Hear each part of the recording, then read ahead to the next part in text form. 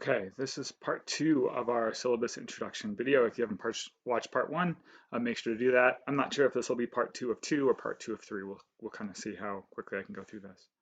Um, so what do you need for CO 150? Um, so um, there's no textbooks for this course. There's nothing you have to buy. All the required materials are going to be posted on Canvas. Um, I will give you pretty explicit instructions about kind of when you need to do the reading, kind of the sequence of, okay, do this reading before you do this assignment, etc. I'm going to encourage you, or I often encourage students to print their readings, mostly just to try to read in an offline environment. You're going to see some of the things we read, especially the very first text we read. It's pretty complicated, and so it's hard to do that if you're reading it kind of in one browser window, and you're getting email alerts and all those sorts of things. But you guys can figure out how to do that. Obviously, it's really up to you. I'm going to ask you to write really frequently. We're going to write a lot in Discord. You're going to write obviously assignments that you're going to submit, essays and things, but also shorter things that won't get a letter grade that I'll ask you to submit on Canvas. And a lot of the things I'm going to ask you to write, or perhaps I'm going to give you, are going to be directly related to an essay that's coming up. So I'd highly recommend, either having a notebook for this class or even just a folder on your computer that's CO 150 where you kind of keep notes or kind of ideas or things like that, because that'll be really helpful when you get going on writing your actual essays. I always ask students to, or recommend that students purchase something like the Little Brown Essential Handbook or some kind of writing material. So let's see if I can find an image of that real quick. Some kind of writing manual. Um, I think most students sort of ignore this. I mean, you can find these for $4. Um, The reason why I recommend it is it's just nice to have a resource, especially when you're taking an online class. So that when you are, working on a paper at 11 o'clock at night and you're thinking, oh, how do I use the semicolon? Or what's the right format for my citation here or something like that? You have an answer, and you have an answer that's not from Grammarly or you just randomly Google MLI citation, you get about 14 different sources or sites, and you're not sure where to go. There are tons of answers to these kinds of questions online. Navigating through to find the most credible answers to that, it can be really a pain, as opposed to just having a handbook where you can sit down and find those things. So, my recommendation is to get something like that and use it for the rest of your college career, because that information, it can be very, very useful. It is very, very useful. Um, okay. You should also download your free copy of Microsoft Word. CSU makes all this great software that's really expensive available to you, and I would recommend taking advantage of that. Last thing you'll need is a Discord account. Some of you have already done this. Some of you, I'm sure, are Discord users already. And so what you need to do is follow the link on our Canvas site. So join the Discord server at this link right here. And I've posted it a few other places. Once you do that, it'll ask you to create an account if you don't have one already. You can download the Discord app, but you don't have to. You can do it all through a web browser if you'd like. So you will create an account, or if you already have an account, you'll join our server. You will, if you have a nickname or a username that doesn't really tell us who you are, you're going to go ahead and change that. You can just right-click, and so you can change it for our server. And then you're going to see this screen. You'll see the category for CO 150 online, which just has a couple channels in it right now. The introduce yourself one is going to be useful here in a couple days.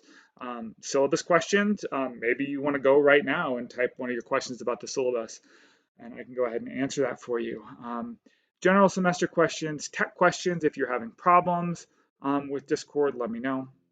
And then if we scroll down here, you're going to see a lot of the stuff you won't see because you're not in these courses. Um, you're going to see the office hours thread. So if you want to come to office hours, um, we can we can chat via text. There's also a video and audio channel here, and you can use video and or audio. So there's lots of different things that we can do. Any of those things, text, video, audio, whatever works for you. Obviously, video without either of those things probably wouldn't work very well. But that's where you find those things for office hours. And again, if you set up an appointment with me outside of office hours, that's where you're going to find me. I think Discord works really well. I had really positive experiences with it in past semesters. Um, and so I encourage you to get your account rolling, get started with that. We will use it quite a bit for this class. I think you'll find that the discussions on Discord are much, much better than the Canvas discussion boards. And so that's kind of my rationale there.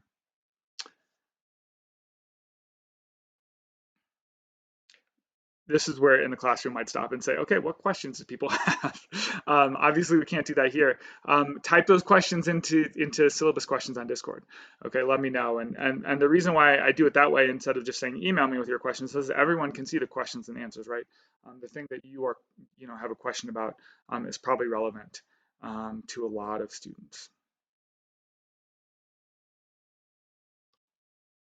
Okay, um, great.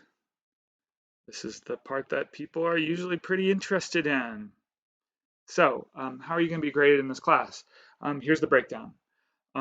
You will notice something very quickly. 75% of your grade is determined by writing assignments. This is a writing class.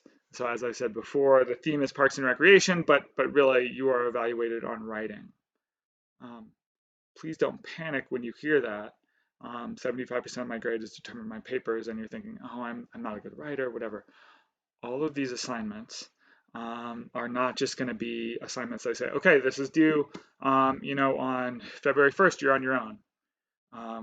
We're going to get a lot of material, or I'm going to give you a lot of material that helps explain the assignment. I'm going to give you prompts to help you generate ideas. We're going to turn in drafts. We're going to do peer reviews. There's going to be all kinds of opportunities for you to work on material that then is going to get turned into final drafts of your essays that are going to be created. There's no midterm or final exam for this class. I know that's a relief for a lot of people.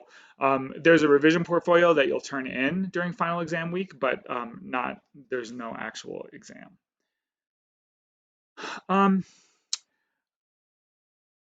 So there's some really technical material here about grading. I think a couple things to know are that if you totally just blow it on an assignment, right? You had, you thought you were going to have all this time to work on it, and you just weren't able to do anything. You're like, oh, this is terrible, or you end up turning an assignment late or whatever. An F is worth 55 points. A D is worth 65 points. A C minus on like an individual assignment is worth 72 points. A 0 is worth 0. So you can do the math pretty quickly, right? Let's say SA2 is worth 20% of your grade, and again, it doesn't go well. It's just a disaster, and you don't turn in anything, and you get a 0. Well, now you're really in a tough spot in terms of passing CO 150, and nobody wants that, right? Nobody wants to take CO 150 twice. I'm sure you guys are going to love the course. Nobody wants to take CO 150 twice. So SA2 is a disaster. You feel terrible about what you've been able to produce. You don't think you can hit the deadline. Turn something in, okay? I can't grade what you don't turn in. We'll talk about criteria for individual assignments. And then the grading scale for the semester grade, is laid out there. I guess on the opposite end of